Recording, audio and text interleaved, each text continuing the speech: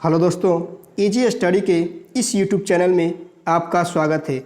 आज हम class 10th का कुछ क्वेश्चन देखेंगे, ठीक है, जो इतिहास का है। ठीक है, इतिहास की दुनिया भाग 2। ठीक है, इसमें सबसे पहले देखते हैं कितने चैप्टर हैं। इसमें इतिहास में चैप्टर 8 है। कितने हैं? चैप्टर 8 हैं। सबसे पहला चैप्टर का नाम है यूरोप में राष्ट्रवाद और दूसरा का नाम है समाजवाद एवं साम्यवाद। तीसरा चैप्टर का नाम है हिंद चीन में राष्ट्रवादी आंदोलन। चौथा है भारत में राष्ट्रवाद और पांचवा है अर्थव्यवस्था और आजीविका और छठा है शहरीकरण एवं शहरी जीवन। सातवां है व्यापार और भूमंडलीकरण। आठवां है प्रेस संस्कृति एवं राष्ट्रवाद। ठीक है, तो देखते हैं पहला चैप्टर है यूरोप में राष्ट्रवाद। ठीक है, पहला चैप्टर देखते हैं यूरोप में राष्ट्रवाद। कहता है यूरोप में राष्ट्रवाद के बारे में बताना है। इसमें क्वेश्चन है, कुछ क्वेश्चन है, क्वेश्चन को हल करने का प्रयास करते हैं। ठीक है, सबसे पहला नंबर क्वेश्चन कहता है इटली एवं जर्मनी वर्तमान में किस महादेश के अंतर्गत आते हैं? इटली एवं जर्मनी वर्तमान में किस महादेश के अंतर्गत आते हैं? ऑप्शन है उत्तरी अमेरिका, दूसरा कहता है दक्षिणी अमेरिका, तीसरा कहता है यूरोप, चौथा कहता है पश्चिमी अमेरिका। तो कौन से महादेश में आते हैं? तो वो इटली और जर्मनी यूरोप महादेश में आते हैं। कौन से आते हैं? यूरोप में आते हैं। ठीक है, नेक्स्ट कहता है, दूसरा कहता है फ्रांस में किस शासक वंश की पूर्ण स्थापना वियना कांग्रेस द्वारा की गई थी? क्वेश्चन था फ्रांस में किस शासक वंश की पूर्ण स्थापना वियना कांग्रेस के द्वारा की गई थी? ठीक है, तो कौन सी की गई थी? बुर्बो वंश के। कौन सा है? ऑप्शन नंबर ग। ठीक है, नेक्स्ट कहता है तीसरा कहता मेजनी का संबंध किस संगठन से था? मेजनी का संबंध किस संगठन से था? ऑप्शन नंबर पहला कहता है लाल सेना से था, कार्बोनरी से था, फिल्की हेटारिया से था और डायट से था। कौन से था? तो मेजनी का संबंध कार्बोनरी से था। ठीक है, कार्बोनरी संगठन से। नेक्स्ट कहता है चौथा नंबर इटली एवं जर्मनी के एकीकरण के विरुद्ध निम्न में कौन था? इटली एवं जर्मनी के एकीकरण के विरुद्ध निम्न में कौन था? इंग्लैंड था, रूस, प्रसा, ऑस्ट्रेलिया। कौन होगा? इंग्लैंड, रूस, प्रसा, ऑस्ट्रेलिया। कौन सा होगा बताएंगे? तो इसमें ऑस्ट्रेलिया होगा। कौन होगा? ऑस्ट्रेलिया होगा। ठीक है, नेक्स्ट कहता है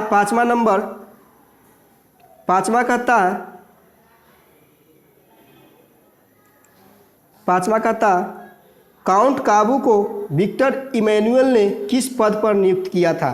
काउंट काबू को विक्टर इमैनुअल ने किस पद पर नियुक्त किया था? किस पद पर किया था? पहला कहता सेनापति किए, दूसरा कहता फ्रांस में राजपूत किए, तीसरा कहता प्रधानमंत्री के किए, कि चौथा कहता गृह मंत्री। कौन से पद पर किए थे? तो प्रधानमंत्री के पद पर किए थे। काउंट काबू ने विक्टर इमैनुअल को किस पद पर नियुक्त किया? तो प्रधानमंत्री के पद पर नियुक्त किया। नेक्स्ट कहता छठा नंबर कहता गेरिबाल्डी पेशे से क्या था? गेरिबाल्डी पेशे से क्या था? ऑप्शन पहला कहता सिपाही था, किसान था, जमींदार था कि नाविक था? कहता ग्रिबाल्डी पेशे से क्या था? तो ग्रिबाल्डी पेशे से नाविक था। क्या था? पेशे से नाविक था। नेक्स्ट कहता जर्मन राइन राज का निर्माण किसने किया था? जर्मन राइन का निर्माण किसने किया था? तो ऑप्शन है लुईस 18वां, नेपोलियन बोनापार्ट, नेपोलियन तृतीय और बिस्मार्क। तो कौन किए थे? तो इसमें किए नेपोलियन बोनापार्ट किए थे। जर्मन राइन का निर्माण किसने किए? तो नेपोलियन बोनापार्ट ने किए। नेक्स्ट कहता है आठवां कहता है जालबेरीन एक संस्था थी। ऑप्शन पहला है क्रांतिकारियों की थी, व्यापारियों की थी, विद्वानों की थी कि पादरी समताओं की थी? जालबेरीन किसकी संस्था थी? तो जालबेरीन एक व्यापारियों की संस्था थी। क्या थी? व्यापारियों की संस्था थी। नौवां कहता रक्त एवं लौह की नीति का अवलंबन किसने किया? रक्त एवं लौह की नीति का अवलंबन किसने किया? तो मेजनी ने किया कि हिटलर ने किया कि बिस्मार्क ने किया कि विलियम प्रथम ने किया? किसने किया? तो बिस्मार्क ने किए। किसने किए? बिस्मार्क ने किए। नेक्स्ट कहता है 10वां नंबर, फ्रैंकफर्ट की संधि कब हुई? फ्रैंकफर्ट की संधि कब हुई जो बताना है। तो पहला नंबर ऑप्शन कहता है 1864 में हुआ, कि 1866 में, कि 1878 में, कि 1871 में। तो फ्रैंकफर्ट की संधि कब हुई? तो 1871 में हुआ। ठीक है। नेक्स्ट कहता है 11 नंबर, कहता है यूरोप वासियों के लिए किस देश का साहित्य एवं ज्ञान विज्ञान प्रेरणा स्रोत रहा? यूरोप वासियों के लिए किस देश का साहित्य ज्ञान एवं विज्ञान प्रेरणा स्रोत रहा? तो किस देश के लिए रहा? जर्मनी के लिए, कि यूनान के लिए, कि तुर्की के लिए, कि इंग्लैंड के लिए? किस देश के लिए रहा? तो यूनान के लिए रहा। किसके लिए रहा? यूनान के लिए रहा। नेक्स्ट कहता है 12 नंबर, 12 कहता 1829 ईस्वी में एड्रियानोपुल की संधि किस देश के साथ हुई? 1829 ईस्वी की एड्रियानोपुल की संधि किस देश के साथ हुई? पहला कहता है तुर्की के साथ हुई, कि यूनान के साथ हुई, कि हंगरी के, कि पोलैंड के?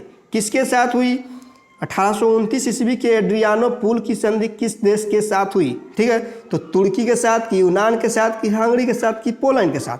तो इसमें हो जाएगा तुर्की, ऑप्शन नंबर 1। ठीक है, ऑप्शन नंबर 1। अब कहता है रिक्त स्थानों की पूर्ति करें, मतलब रिक्त स्थानों की पूर्ति करना है। ठीक है, भरना है। पहला नंबर कहता है सूडान के खालिस्तान के युद्ध में ही एक महाशक्ति के पतन पर दूसरी यूरोपीय महाशक्ति जर्मन का जन्म हुआ। मतलब किसके युद्ध पर? तो सूडान के युद्ध पर, सूडान। ठीक है। नेक्स्ट कहता है दूसरा नंबर, सेडोवा का युद्ध खालिस्तान के बीच हुआ था। मतलब किसके बीच हुआ? ऑस्ट्रिया और पर्सा के बीच हुआ। किसके बीच हुआ? ऑस्ट्रिया और पर्सा के बीच हुआ। नेक्स्ट है तीसरा नंबर, 1848 ईस्वी के फ्रांसीसी क्रांति ने खालिस्तान युग का भी अंत कर दिया। ठीक है, 1848 ईस्वी के फ्रांसीसी क्रांति ने खालिस्तान युग का भी अंत कर दिया। किसका अंत कर दिया? मेटरनिक युग का अंत कर दिया। नेक्स्ट कहता है चौथा कहता बिटिकन सिटी के राजमहल जहां खालिस्तान रहते थे तो इटली के खालिस्तान से बचा रहा। मतलब इसमें खालिस्तान में क्या भराएगा? इसमें पोप भराएगा, इसमें शासन भराएगा। ठीक है, कहेगा क्वेश्चन सुने फिर से। वेटिकन सिटी के राजमहल जहां पोप रहते थे जो इटली के शासन से बचा रहा। ठीक है। पांचवा कहता यूनान को एक स्वतंत्र राष्ट्र घोषित करने के लिए बवेरिया के शासक खालिस्तान को वहां जाकर वहां का राजा घोषित किया गया। फिर सुनेंगे, यूनान के एक स्वतंत्र राष्ट्र घोषित करने के बाद बवेरिया के शासक को वहां जाकर राजा घोषित किया गया। ठीक है, कहाँ जाकर किया गया जो बताएंगे? ओटो। कहाँ जाके? ओटो। नेक्स्ट देखते हैं, हंगरी की राजधानी कहाँ है? हंगरी की राजधानी बुडापेस्ट है। कहाँ है? बुडापेस्ट है। नेक्स्ट देखते हैं, आता है नेक्स्ट कहता है मिलान करना है। मिलान करके बताएंगे। ठीक है, मेजनी में इटली में जाके मिलेगा। ठीक है, मेजनी के इटली हो जाएगा। ठीक है। दूसरा कहता है हिगेल के क्या थे? दार्शनिक थे। ठीक है। बिस्मार्क क्या थे? जर्मनी के चांसलर थे। और विक्टर इमैनुअल राजनैतिक थे। ठीक है, अगर दोस्तों स्क्रीनशॉट लेना चाहते हैं तो स्क्रीनशॉट ले सकते हैं। ठीक है, आगे देखते हैं, आगे ही मिलान करना है। ठीक है, कहता वियना सम्मेलन कब हुआ? वियना सम्मेलन कब हुआ? तो 1815 में हुआ। कब हुआ? 1815 में। दूसरा कहता मेटरनिक का पतन कब हुआ? मेटरनिक का 1848 में हुआ। ठीक है। तीसरा कहता इटली का एकीकरण कब हुआ? तो 1871 में हुआ। और अगर सूडान का युद्ध कब हुआ? तो 1870 में हुआ। अगर स्क्रीनशॉट लेना चाहते हैं तो ले सकते हैं, है ना दोस्तों। ठीक है, आगे बढ़ते हैं, फिर आते हैं, फिर मिलान करना है। ठीक है, देखते हैं, कोसूथ कहाँ जाके मिलेगा? ख में। हंगरीन राष्ट्रवादी नेता थे, ठीक है। दूसरा कहता है एड्रियानो पुल की संधि कब हुआ? 1829 में। यूनान की स्वतंत्रता कब हुआ? 1832 में। पोलैंड में आंदोलन कब हुआ? 1863 में, ठीक है, 1863 में।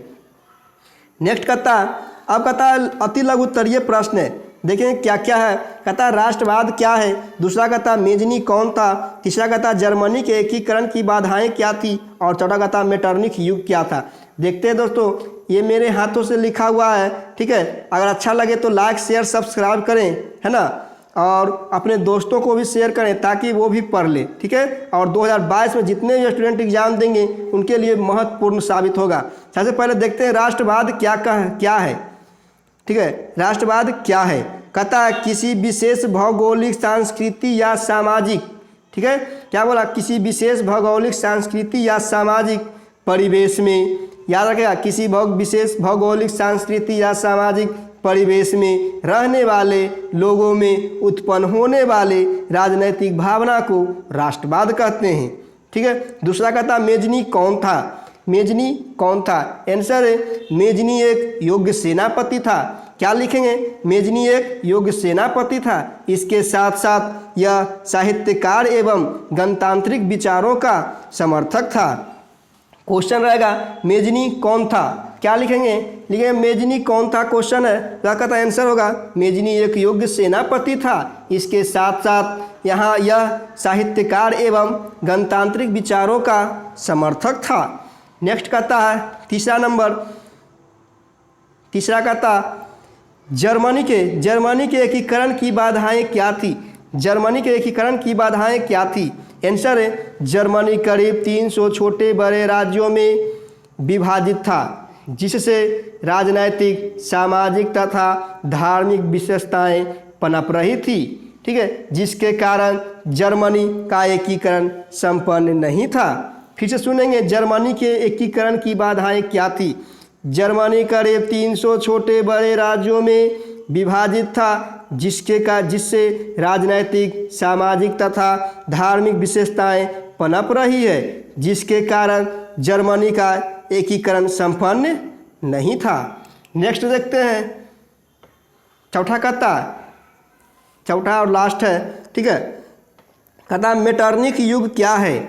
मेटरनिख युग क्या है? आंसर देना है मेटरनिख के शासनकाल को, अर्थात 1830 ईस्वी से 1848 ईस्वी तक शासन को मेटरनिख का युग कहा जाता है। इसे यह इटली के एकीकरण के विरुद्ध था। फिर से सुनेंगे, मेटरनिख युग क्या है? मेटरनिख के शासनकाल को, अर्थात 1830 से 1848 तक के शासन को मेटरनिख का युग कहा जाता है।